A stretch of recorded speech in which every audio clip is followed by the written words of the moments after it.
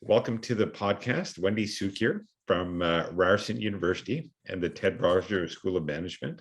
Thank you for joining us. And we wanted to start off, how we all connected was through Lifeline Afghanistan. And if we could, because this is very topical and very recent, and because of your lessons learned through Lifeline Syria, perhaps we can talk about the lessons learned from Lifeline Syria, and then as it relates to now Lifeline Afghanistan, helping settle the refugees that have arrived from these war-torn countries. Sure. Well, from my point of view, I'm the child of a refugee. I mean, if you actually dig into most Canadians' past, 75% of Canadians right now are either immigrants or children of immigrants, and a lot of us are the children of refugees. And I first learned about private sponsorship of refugees actually in 1979 when I was still a student and led a group to sponsor a Vietnamese family, and over the years watched them prosper. So in 2015, when the Syrian crisis emerged and caught people's attention, the Senator Ratna Ahmedvar was working at the Diversity Institute, leading the Global Diversity Exchange, and she started an initiative called Lifeline Syria, and my role was really just to support her. And then we started an initiative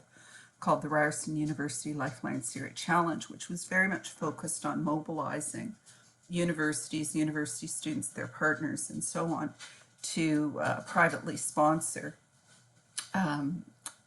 Syrian refugees. And what we learned during that process is certainly that a lot of the stereotypes of refugees don't apply. And while many people are motivated legitimately for humanitarian reasons to get engaged with refugees, it's also really clear that they make huge contributions economically, both in terms of helping resolve the problems of the aging workforce, because people my age are retiring and dying. I hope to do the first before the second, but also, there are lots of really interesting examples of Syrian refugees starting businesses in small communities across the country and creating jobs for people. So one of the big lessons for me through that whole experience was to really reframe our discussion of immigrants and refugees and recognize that our motivations are not just tied to a commitment to human rights and humanitarian causes, but rather to Canada's economic and social well-being. So that would be one thing. The second thing was the government of Canada brought a total of 25,000 Syrian refugees to Canada in about 100 days. We're more than 100 days since the fall of Afghanistan, and I think the last numbers I saw were about 7,000. One of the things they did in 2015 was, because I think Minister McCallum was so laser focused on this, you didn't have an election distracting people, you didn't have COVID with all of the things associated with that. They pulled out the stops. So they changed, they made being Syrian prima facie proof of being a refugee. They set up mobile support units in the locations where the refugees were to help with the processing. They overlooked some of the details in the application processes to get them through and check afterwards. I don't think they scrimped. I don't think there's any evidence that they compromised our safety in terms of, health restrictions or security restrictions. But they really pulled out the stops. They lifted the caps on the number of privately sponsored refugees that the sponsorship agreement holders could bring in, and so on, and showed very clearly that when you are that single-minded, laser-focused, you have a whole-of-government approach you can do a lot very, very quickly. And so those are the lessons we're really trying to encourage the current government to draw on to accelerate this process. I think the other thing, and I'm going to share it because I'm so upset about it. One of the people who works for me is an international student from Afghanistan. Her family left Afghanistan in August, went to Pakistan. We've been looking at different mechanisms to get them to Canada. Her sister was accepted at George Brown College, put through the application for her to come as a student, just as her sister is, and today got the response from the government basically saying, we don't believe you will return to Afghanistan, rejected. So you have, in my mind, on the one hand, we say we want highly skilled, well-educated newcomers to help fuel the economy. And on the other hand, we have a student visa process that says that you have to swear that you will return to your home country or you can't come study here. Which, I think there are lots of examples of those sorts of anomalies in the policies that we really have to grapple with. And I think the other thing the final thing that the experience in 2015 showed me is that people are capable of rising to the occasion. And Canadians, partly because of our heritage, I think, and the fact we are a country of refugees and immigrants, as well as Indigenous peoples, that Canadians will step up, and the effort that we saw, I think it was something like 3 million Canadians were engaged one way or another in the Syrian refugee resettlement process. Private sector companies figured out how to create job opportunities. We looked at, innovative approaches to providing support to the sponsorship families and so on. We had thousands of volunteers and, millions of dollars donated. I think the evidence is pretty clear that Canadians have done this before and they would do it again. But right now, the barriers are actually the policies and the processes. And right now, as you'd said, that 25,000 approximately Syrian refugees that were settled back in 2050, around about that time. And now the commitment for the Canadian government initially was 20,000 refugees from Afghanistan, and now the commitment is 40,000.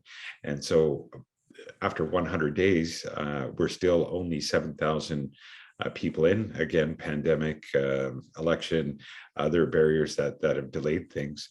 Now, you'd mentioned that Canadians have stepped up, and really, I'm in constant dialogue with your colleague Benita Hansridge, and talking about all the various great organizations that are supporting Lifeline Afghanistan. So the Canadian Tire organization that's providing resources, JIAS, the Jewish organization that's over 100 years old, and many others, and here the BC Muslim Association and what have you. So let's talk about that, because that really heartened me. And with a program we did last year, where we, on World Refugee Day, we brought leaders from Jewish, Christian, Muslim, and other NGOs to kind of share our collective lessons learned. And this was before the Afghan crisis. This was largely related to the Syrian refugees. So let's talk about all these organizations and companies and political figures and cities like City of Toronto stepping up to do what's required. Yeah, well, I think, as it goes to what I said before, which is Canadians, this is what Canadians do, right? And I think it's, often we're compared to the United States, and people say that we're, not as competitive as they are, that we're not as, we're not as innovative as they are, we're not as cutthroat as they are. Which, on some measures you might say are true, but the flip side of that is we have much more commitment to community values. We have much more commitment. It's not perfect by any stretch. And, you know, we can talk about the problems of racism and hate crimes and microaggressions and so on. I don't want to gloss over that. But we do, as a nation, have a real commitment to multiculturalism, to diversity, to inclusion. And as I said, so many of us have personal experience. I think it's what Canadians do. You know, we are, apart from our Indigenous peoples, all of us are settlers. 75% of Canadians are either first generation or second generation newcomers. Many people like me are the children of refugees. And so I think we instinctively step up when we know what we can do that will make a difference. I think the other thing is we have pretty strong community values, and it's not so much survival of the fittest as we see perhaps south of the border. And I think that's also a factor. But you know, whether we're talking like some of the stories were just so inspiring, where, you know, as you mentioned, Canadian Tire, literally one of my researchers, Lauren McNamara, was funded by Jumpstart, a Canadian Tire program. She contacted her contact on a Friday. Saturday, three store managers near the airport took toys to the airport hotels, and that Tuesday they delivered 1,500 soccer balls and basketballs. And that wasn't after some big complicated application process. That was just one guy deciding that Canadian Tire should do something, and they've continued to provide all kinds of support. We saw the same thing with Indigo and Indiclo and Paramount Foods and an organization called the Period Purse. And it was just astonishing. You know, you ask, you got very, very quickly. And then there was the shoe story. You know, we got a call from the people at the airport saying, it's getting cold, and we have, you know, 3/4 of the people here are wearing sandals or slippers because that's what they left. And on a Friday, I posted a note on LinkedIn saying we need 600 pairs of new or nearly new shoes. On Monday, I had 600 pairs, and by the following Saturday, I had about 1,800, and spent my Thanksgiving surrounded by shoes. But that was just people from all over the place. There were people, I was getting deliveries from Walmart of brand new shoes. Somebody bought like 20 pairs of shoes and had them delivered to me. One woman said she was going to pick up some shoes at a store on Yonge Street. I got the boxes. The shoes were $400 Italian shoes. It was absolutely unbelievable, but it was so heartening because it was just, to me, a sign that you ask Canadians and they step up. And of course, when it comes to the private sponsorship, we have people who really want to help, but we don't currently have the mechanisms to do anything with the resources that are available, and the timelines are very discouraging. You know, we're looking at 3-4 years through the traditional pathways for private sponsorship, but employers. One employer contacted us and said, we have 5,000 unfilled jobs across Canada. Please give us Afghan refugees. Wow, amazing. So, yeah, it's been really gratifying, and I'm absolutely convinced that we will be very successful as a nation in welcoming Afghans. We need to remove some of the barriers that currently exist. And with yourself as a leader in a prominent position and quite a lot of accolades and background and experience, you mentioned that your family comes from refugees. And if you'd like to talk about that personal journey as it informs you today, because your list of achievements and credentials are voluminous, and that there's a motivation, and there's something in your upbringing, I'm sure, that informs your work today. So if you wouldn't mind, it is a little personal. We do like to ask, how did that Yeah. motivation come together? Yeah, I'll warn you, this still 50 years later is really hard for me to talk about, but I'll see what I can do. So, my father was a Holocaust survivor. His family, except for his mother, were all killed during the Holocaust, lost all their property, and so on. He went to England as a refugee, where he was raised by a family, came to Canada when he was about 18 or 19, met my mother a couple of years later.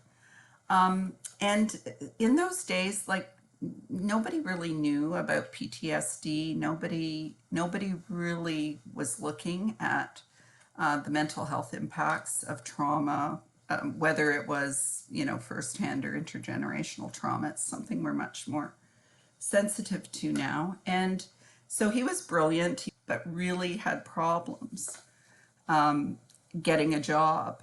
And living with that as a child really shaped my views of the importance of employment, not just from the point of view of economic prosperity, but also in terms of mental health. And I never really thought about it. It wasn't like I founded the Diversity Institute because I was thinking about my father.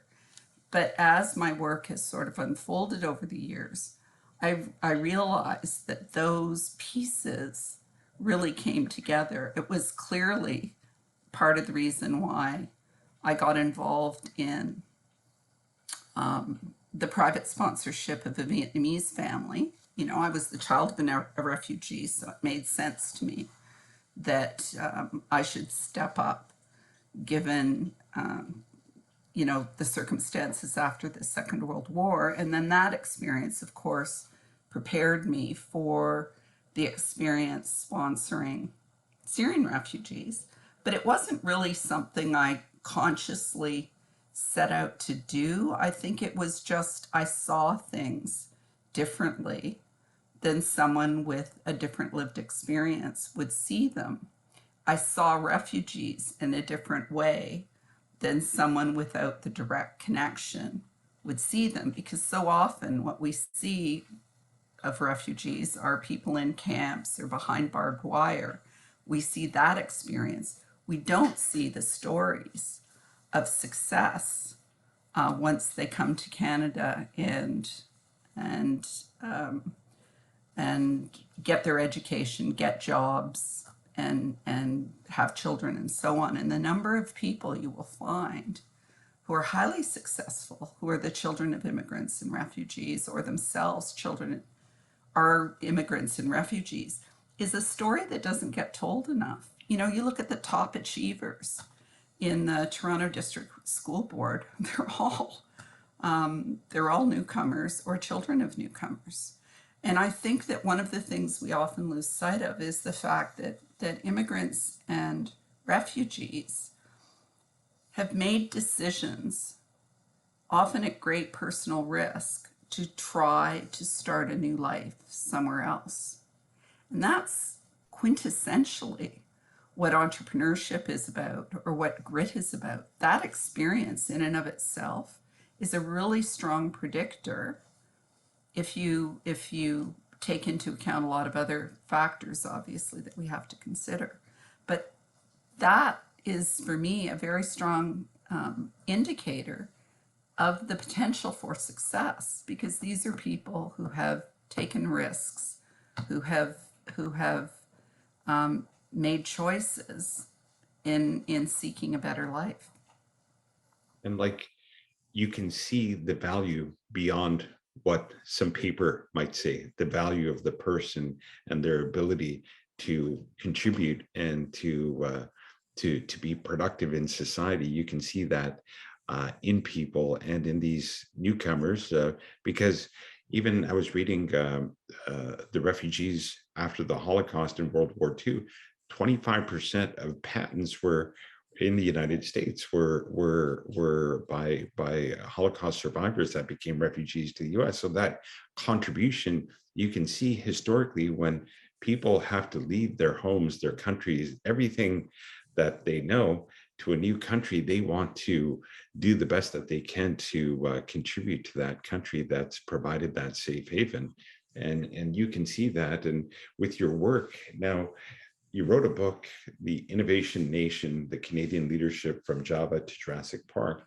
And also you're the founder of the Ryerson University's Diversity Institute. So there's a lot of thought there, and a lot of thought of how do we take people from various diverse backgrounds and give them opportunities in certain areas, especially in innovation and technology.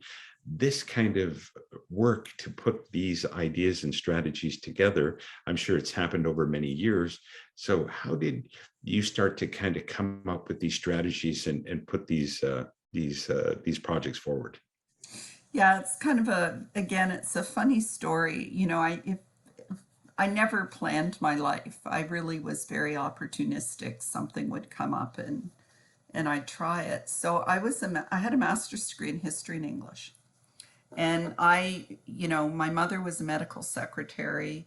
My father had died when I was just before my 10th birthday. So I had no career guidance. I didn't know what an engineer was until I was working with them. I thought it was, someone at the back of a train you wave to at the level crossings. And so I got a job working in the government, basically as a writer, and then a job came up as working in a technology area, and they needed someone who could translate the work of the engineers into concepts people could understand. And so, long story short, I really started my career focused on technology adoption, like how you take ideas of technology, because you don't have innovation. You can have the greatest technology in the world. You can have a cure for COVID, but if you or a vaccine for COVID, but if you don't get the vaccine in people's arms, you got nothing. Same thing is true with technology. We have all kinds of amazing technology, but if nobody uses it, you don't actually get innovation. So I started by writing about technology and then, gradually developed my expertise, did a PhD, things like that. But the book Innovation Nation was really focused on understanding tech entrepreneurs, and many of them had great stories of ideas that nobody else recognized at the time that now are commonplace. But the other thing that came out in that book was that many entrepreneurs, especially the successful ones, are outsiders. They're not, if you think about the Social Network, the movie about Zuckerberg. Like Zuckerberg was kind of a weird outsider. He wasn't, captain of the rowing team or president of his class. Those people become, CEOs of banks typically. The outsiders are more likely to be successful entrepreneurs. Innovation often occurs on the periphery. So, Desh Deshpande was one of the entrepreneurs, for example, we interviewed for the book. And there was quite a strong relationship between the experience of being different and becoming a successful entrepreneur. We know half of the entrepreneurs in Silicon Valley are newcomers. So that started, that was part of what was drawing my attention to the idea that differences can actually be good. And I'd done a lot of work on women in technology. And my PhD thesis looked at technology adoption and the processes that come into play when you go from having a technology to its wide use. And so those ideas of diffusion and innovation with respect to technology are actually fundamental to any kind of change process. So I moved pretty quickly from just looking at technology innovation to looking at social innovation. And that's where we brought the two ideas together. The idea, I always talk about how diversity fuels innovation. We know that to be true. But we can also use what we know about innovation and innovation models and how to drive systems change to create more inclusion. And that's sort of the foundation of the Diversity Institute, is thinking about how to drive change at multiple levels. So it isn't just about, an organization signing on to the BlackNorth charter. And it isn't just about an organization saying we're going to hire Afghan refugees. It's about having integrated strategies where you tackle policy and stereotypes and assumptions at the societal level.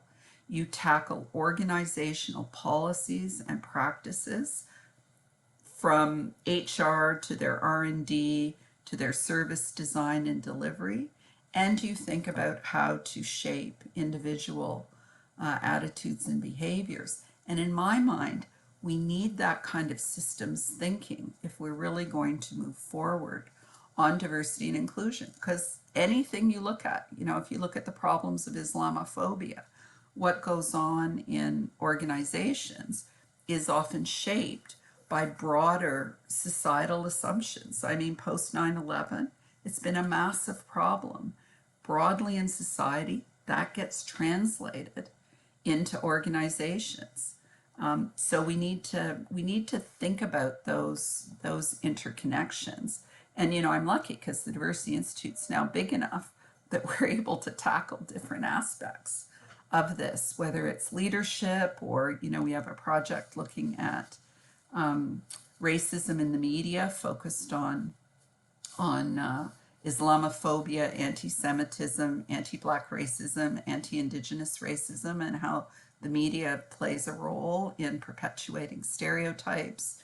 We have projects looking at online hate. We have policy interventions, but then we also work with individual organizations to try to develop strategies to address diversity and inclusion where they are. And we do lots of training and capacity building and stuff like that. So I feel like all the theoretical ideas that I studied around innovation, I've had the opportunity to kind of practice because we have our fingers in so many pots. And with the underpinnings of the internet and social media as we know it, the algorithms that had been created with PageRank, with Google, and to really promote the most engaged content ahead of everything else.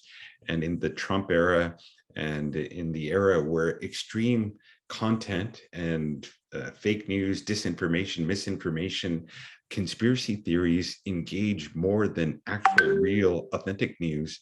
So, and a lot of these tech companies, Google's motto was "Don't be evil," and inadvertently, and then Facebook with weaponized social media used in India, in Myanmar, in other places where I'm sure that the developers and the founders of these companies didn't have that intention that their technology would be used in that fashion, but technology was used to foment genocide and create these divisions within society that we're seeing today, and largely is being fueled by these algorithms that are just engaging people that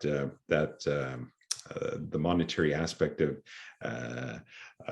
engagement, that all the eyeballs and all the stickativity and all the engagement that consumers are providing these platforms, they can sell the requisite advertising time, and because of that model, we're seeing this polarization more and more because these companies are bound by fiduciary responsibility to shareholders, and the shareholders want an increase in the bottom line every quarter.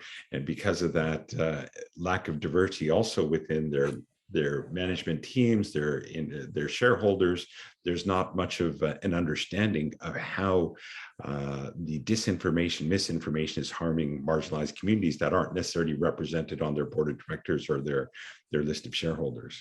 I know that's Yeah, I think that the work that you've been doing in this space is so important because at the end of the day, you're right.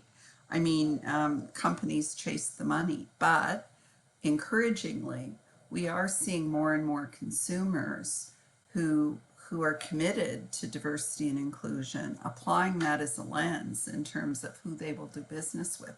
We are seeing more and more pressure on boards around environmental, social, and governance issues. And so I do think there are ways to regulate And one of the things, I'm very happy I live in a country with hate speech protections. May not work all the time, but the recognition that there are limitations on freedom of speech, I think is critical in a democracy. The fact that we do have organizations that are prepared to start to apply a diversity and inclusion lens to their procurement policies and to start to really dig into who they're doing business with. You know, it may sound a bit Pollyanna-ish, but I am hopeful that there's going to be some progress. But I agree with you. You know, I would argue Hitler weaponized mass media as well, and we've seen it, you know, time and time again when we have genocides. You know, Rwanda was another example of misinformation being used to turn neighbors against each other. So I am, I won't, sometimes I feel like, you know, I'm too optimistic, and some days I feel like I'm too negative. But I will say, I think we do have to recognize that technology is not neutral, and that you know, AI is only as intelligent as what gets fed into it. And if what is fed into it is historically biased data, then you know your HR algorithms are going to be hiring the same old people. Your banking risk assessment processes are going to be giving mortgages to some people and not to others. And that's one of the big problems with a lot of the AI algorithms is they simply reflect the data that they're fed, and if the data that they're fed is biased, that's what they produce. So, you know, there are a number of projects focused on AI for good and so on, and we've seen some pretty hefty thought leaders really raise the alarm bells for exactly the reasons you have indicated, that we have to be very, very attentive, because media is fundamental. That's why they call it the fifth estate, right? Media is fundamental to a well-functioning democracy. And I wouldn't, you know, I really value the democratization of media. I think that has certain advantages, but it clearly has disadvantages as well if you don't have some basic standards for what is communicated, and the ability to hold people accountable. That's the other challenge, right? Is you can have rules against hate speech, but actually making them stick can sometimes be a challenge. And with the Diversity Institute, and really acknowledging that there is an issue where, again, women, BIPOC communities need to be more represented in these areas, that and innovation and technology is really what's changing society, is the underpinning of this current and future economy. And to have more diverse voices to be at the table, being part of the decision-making process, is crucial to ensure social cohesion and peace and safety amongst people. And I know, as you said, sometimes it's like we're optimistic, and other times we're very depressed about these things, and strategies on how we can encourage BIPOC communities and women to be engaged in STEM and science, technology, and education, and how we can kind of really make this because 62% of jobs currently can be automated, and so everything is going towards having these type of skills in order to be a highly paid person in society. What are some strategies, and what are some of the programs that you've put together to incentivize and bring diverse groups to be involved in this field? So again, it's a supply and a demand issue, and so you need employers. You know, I'm really opposed to training people for imaginary jobs. So one of the things we've been really lucky about is being able to find employers who are open to new ways of doing things. So for sure, we need to continue to focus on encouraging high school completion, university graduation, women and other underrepresented groups, especially from the Black community and the Indigenous community, to enter engineering, computer science, and so on. And we need post-secondary institutions and, in fact, public schools to understand what the current barriers are and have strategies to support people in doing those things. And, we can talk a lot about that. There's been a lot of work without a lot of success, I might add. 30 years of women in technology, fewer women in computer science, and only marginally more in engineering. So, I think the strategies we've been using don't work, and we need to really hold people accountable and use evidence to drive change. But where I'm really interested in exploring this, and you sort of said it yourself, automation is changing a lot of jobs. One of the things that's being automated is coding. That's the secret, right? Low code, no code. And I learned this a few years ago when a friend who was in HR at Cognizant, a big systems integrator, came to me and said, we really want to get the professors at Ryerson to teach Pega, which is an application, because there's huge demand. We can't find enough people with Pega skills, etc. And I said, yeah, okay. I'll introduce you to the deans and the directors, and you can talk to them, but understand this. It takes years to get curriculum changes. Universities don't like proprietary programs, and the professors don't know Pega, and they don't want to learn anything new. So I think that you're going to have some challenges getting your solution implemented, but no problem. I'll introduce you to the right people. But then I said, however, we know there are lots of internationally educated, highly skilled professionals driving cab, working as security guards. How about we also think about, what do you really need in order to get certified as a Pega systems developer? Like, what do you really need? They said, oh, it's a year, it's this. I said, no. I talked to the instructor. The instructor said, full-time, 6 weeks. You give me someone for 6 weeks, I can get them certified. Wow. We had the first conversation the beginning of June. We agreed to move forward the middle of June. We launched the program the beginning of July, and at the end of August, we had 18 certified Pega developers who all were internationally educated and working in jobs that were not consistent with their skill sets. So for me, that's an example of where you really challenge the assumptions about what the skills and competencies are, and you think about new ways to move forward. I mean, Shopify doesn't focus on credentials anymore, focuses on aptitude. Organizations like Jelly Academy, and there's another one called Plato, have customized training and certification programs for Indigenous youth, for instance, in collaboration with employers. So it doesn't matter if you didn't graduate from high school or didn't go to university. You do this work, we'll meet you where you are, and they have very, very high success rates.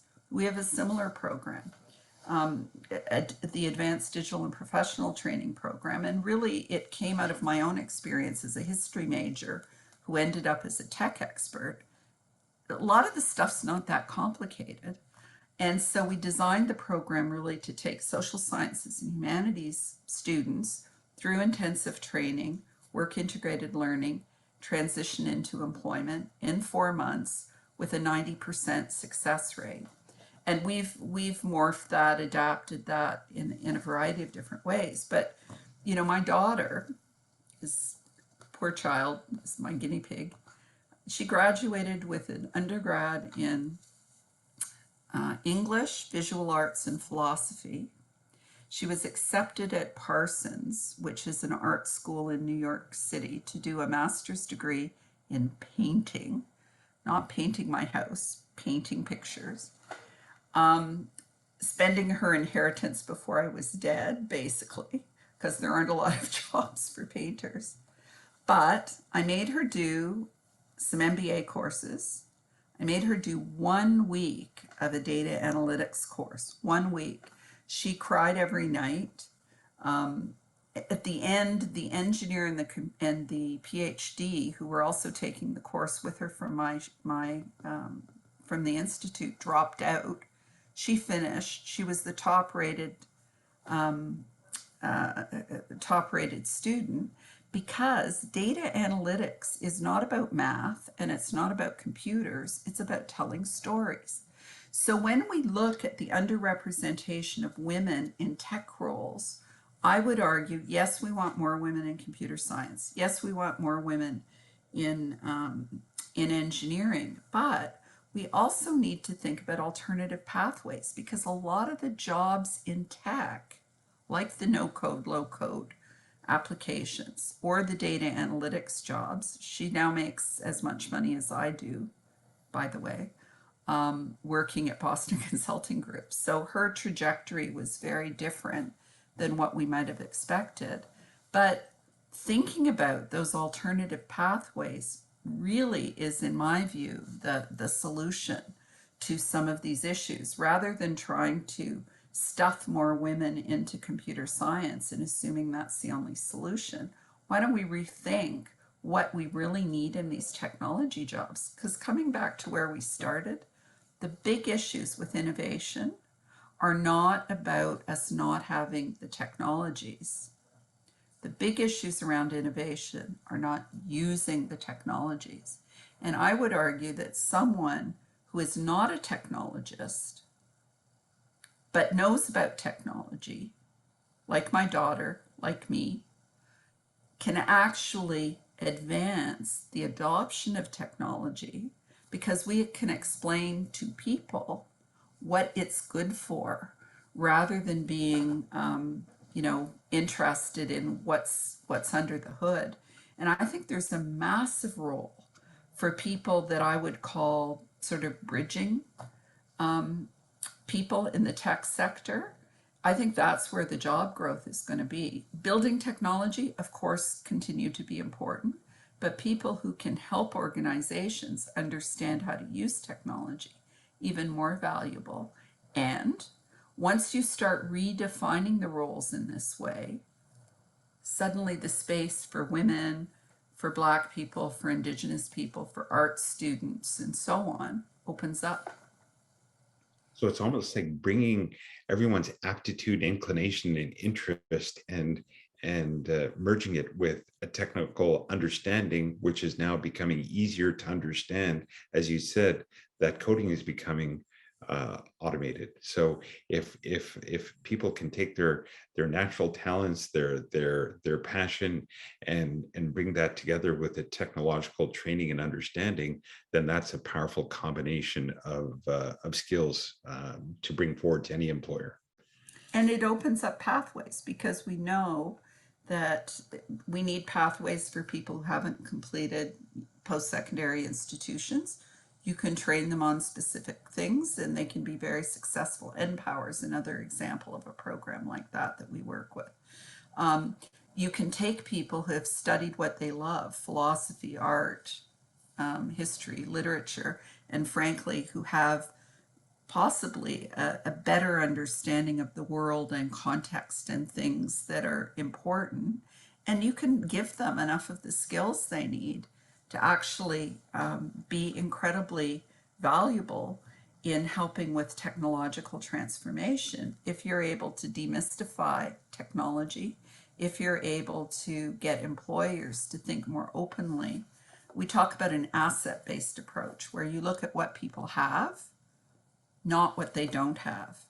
And I think that that's absolutely critical, not just to filling the talent gap and the labor shortages and so on, but also to happy employees, right? So rather than trying to, stick round square pegs into round holes, why don't we think more about where the opportunities are to use the square pegs? Now we're kind of moving into a new phase of technology with blockchain and the metaverse and all of these kind of areas that everything is kind of moving towards. Do you see, in terms of where the institute is with with the way technology is progressing, where do you see the puck going? Where do you see from where we are Oh, to where we're going? so funny. I'm a good historian. I know what's happened. I'm horrible, absolutely horrible. I remember I was taken to Bell Northern Research and I was shown one of the first Apple computers, Lisa, which had the GUI interface with the trash and all that. And I had been using DOS. Yeah. And I just went, this is silly. This is silly. Who would ever use this? What do you mean you're going to drag something from here to the trash? Like, poo. I'm horrible. Like, I completely acknowledge that I'm horrible at predicting the future. What I do think, though, is that a lot of the people who claim to predict the future are often overly optimistic about the adoption of technology. And, you know, you mentioned blockchain. Don Tapscott's one of the big proponents there. I worked with him on a couple of his books. And I always say, I'm kind of, you know, a reverse Don Tapscott. So he says something's going to happen, and I say it's not. And half the time he's right, and half the time I'm right. But he makes $50,000 for every presentation, and like I don't. So it's, you know, to me, you need a healthy skepticism when it comes to technology. You need to open your mind to what the possibilities are, but you also need to recognize, you know, the point I made at the beginning, which is having the technology is not the same as using the technology. And so I've become a big proponent, less about planning and more about forecasting and foresight and having different scenarios. So if this happens, if blockchain transforms the world in the next few years, what are the implications for the economy, for business, for skills, for whatever? So have that thought through, but then also have another pathway thought through where blockchain's not going to take hold for another 10 years. And so what are the implications there? And if we want to accelerate it, what do we need to do? So thinking less about the future as fixed, because we've certainly seen this with AI. You know, you reference the Osborne and Frey saying 62% of jobs could be automated. The fact that 62% of jobs could be automated doesn't mean they will be automated. And so trying to figure out what might happen and how we will be prepared for that, or what might not happen and how we will be prepared for that, seems to me to be a more sensible approach in an environment where it's really, really hard to predict. Like while everyone was waiting for the robots to come and eat our jobs, COVID hit. And very few people, there were some, but very few people had really projected what the impacts of a global pandemic would look like. And certainly no one in my circles was talking about that. You know, I was in a foresight planning session and people were talking about aliens landing, but they weren't talking about the pandemic. So people were thinking, you know, aliens coming to Earth was more likely than complete disruption because of a disease. So I think one of the lessons of the pandemic is adaptability, flexibility, and resilience are absolutely critical in individuals, in organizations, and frankly, in institutions. And we've been pretty lucky in Canada. I think, you know, everybody is an armchair critic, but I think for the most part, we've come out relatively well compared to a lot of other places. But nobody had the plans in place. It was more that we were able to adapt quite quickly. You know, the universities, the hospital, the government, businesses, and so on. And so that's where I'd be putting my focus rather than trying to anticipate, you know, how many of these jobs will there be, or you know, what are the products and services going to look like. We can speculate and we can think about them, but really what we want to do, I think, is make sure that we have contingency plans for the contingency plans for the contingency plans. And even with all these, as you said, contingency plans to contingency plans, and this last 2021, there's more venture capital that has gone into new ventures, and with the knowledge that 80, 90, even 95% of these bets are going to fail, but that 5% or 2% are going to be so big. So now we're economy wise, like even in spite of the pandemic, the stock markets are roaring. Apple, we talked about, is a $3 trillion company. So these are I guess you should have loaded up on Apple back in Lisa days, but I digress. Like the amount of money that is out there for venture capitals to invest in entrepreneurs, and a lot of entrepreneurs like Elon Musk being an immigrant from South Africa, Steve Jobs being a son of a refugee from Syria, and many others that are first generation or immigrants that came on certain visas to come to Canada, the United States, to really build a new life. So there's a lot of money to bet on entrepreneurs. Now, just in wrapping up our conversation, the Institute and Ryerson and the Ted Rogers School of Management, what are some strategies for those entrepreneurs that not just getting a high-paying job, but to go down this road of entrepreneurship, to really take some ideas and really put the pedal to the metal and try and make the next unicorn? What would be your advice, and what would be some potential paths that you would recommend based on what you've seen in your experience? So it's really interesting because entrepreneurs are definitely cut from a different cloth and have different, successful entrepreneurs have to have a high level of internal motivation as opposed to seeking approval. They have to be single-minded in a certain way. They have to tolerate risk. They have to be resilient, like you have to be prepared to get slapped down. So there are definitely characteristics and skills and attitudes that you have to try to develop, and it's challenging, especially, we work with women entrepreneurs. There's lots of stuff that where they face barriers, where some newcomers are really advantaged as entrepreneurs, but others face bias, stereotypes, and so on. So we have to recognize they're all not starting in the same place. But, to me, there are no magic solutions. You need a business plan. And the thing that for me is always a challenge, especially when you're dealing with engineers who can make something cool, is who is going to buy this and how are you going to get money? And that's kind of, if you want to be an entrepreneur, you have to be able to answer that question and really focusing your mind on markets, and even if they're potential markets, but that's where I see a big gap when we're dealing with newcomer entrepreneurs. Often it's the social capital, figuring out how to navigate and so on. So networking, it really is who you know, not what you know. LinkedIn is your friend. You need to understand the processes of networking and how to connect with people authentically, but you need to build your networks. You need to be prepared to ask for advice. One of the guys we interviewed in the book talked about ego under control. You need a very strong sense of yourself because you're going to get beat down. People are going to say no. People are going to say your ideas are dumb. So you really have to have enough ego to keep going.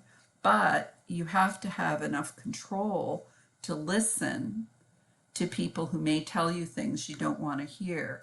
And it's that balance that I think you find in successful entrepreneurs. But there's no question that people who are on the margins, people with different cognitive styles, Forbes called ADHD the entrepreneur's superpower, because often people who don't succeed in very structured, conventional environments excel when you put them in an entrepreneurial environment. We're looking at entrepreneurship training as a pathway for at-risk youth, because you can still teach them reading, writing, math, all that stuff, but giving them a project they can call their own to build is a different way than sitting them in a classroom and talking at them all day. So I do think that fundamentally entrepreneurs need a strong sense of self.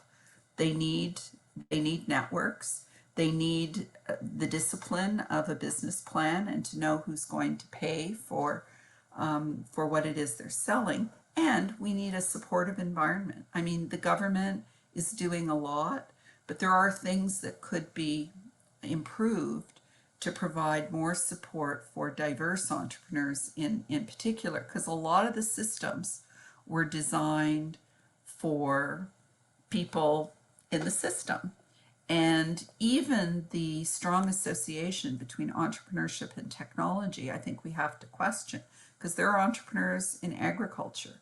There are entrepreneurs making new hot sauces and cookies. There are entrepreneurs like Kylie Jenner, new goop, that she's selling on Shopify. And in my mind, one of the most restrictive things that entrepreneurs face are often the stereotypes about what an entrepreneur is. And you don't have to be Steve Jobs or Bill Gates. You could be Kylie Jenner, Oprah Winfrey, or Celine Dion, who's worth $800 million or something. So again, coming back to that multi-layered approach, we look at individuals, we look at organizations, we look at how banks operate, and want to make some changes in terms of how they think about risk. And you have to look at policies. And I think that brings us to where we started our conversation about refugees and newcomers and the resilience and the fortitude and people that have come from difficult circumstances. They understand that, okay, a no is not the worst thing in the world. Sometimes those of us born and raised in Canada, get the feelings hurt or rejection or whatever the case may be. Whereas folks that have really seen hardcore things that a no is not going to phase them. And so I think in wrapping up, I really thank you for taking your time out. I know you're very busy with your schedule, and we really appreciate it. And we will be promoting our podcast through the various social media platforms that we're on. And thank you so much for the great work that you do, and looking forward to working with you in the future. Thanks for the great conversation and all that you do. Really appreciate it.